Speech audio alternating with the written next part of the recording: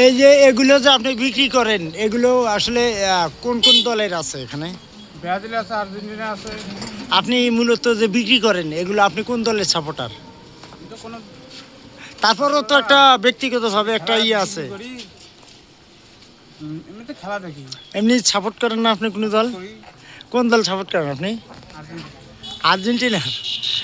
কত বছর ধরে বিক্রি করেন এগুলো? প্রতি বছরেই? প্রতি খেলায় খেলে প্রতি বিশ্বকাপ।